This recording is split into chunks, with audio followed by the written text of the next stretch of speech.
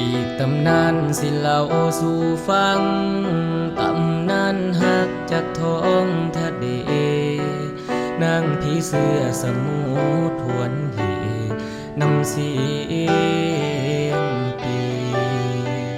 ดำอปีหน้าตาโหดหายนางอยากไร้ตำนานหลายปีหลงหักพระอภัยมานี่อยากได้เป็นคู่ครองอยู่ในกอแก้วพิศลานหาดแสงจันทร์ที่คนเล่าขานเป็นตำนานหักบ่สมหวัง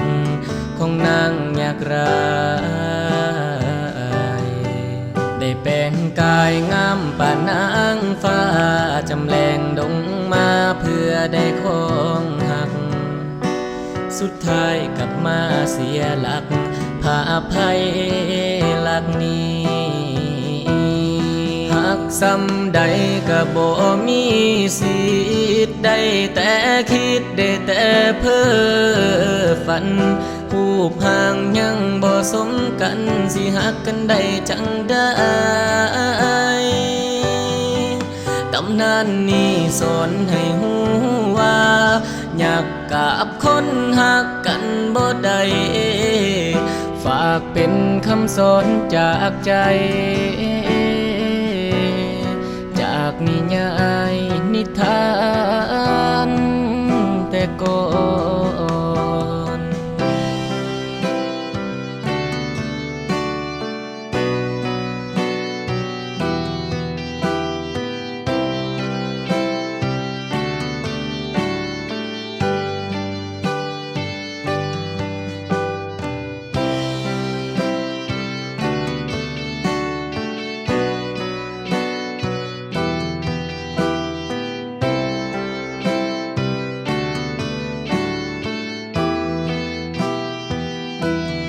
หักซ้ำใดก็บ่มี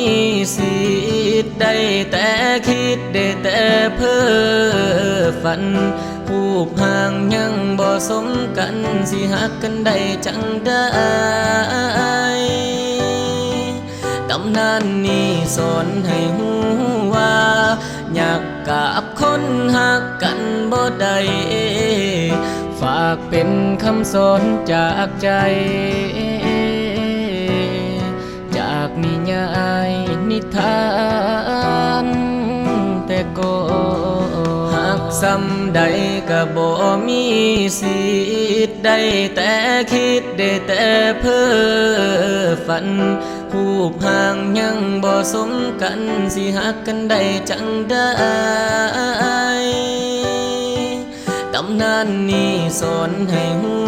ว่าอยากกับคนหักกันบ่ได้ฝากเป็นคำสอนจากใจจากนิยายนิทานแต่ก่อน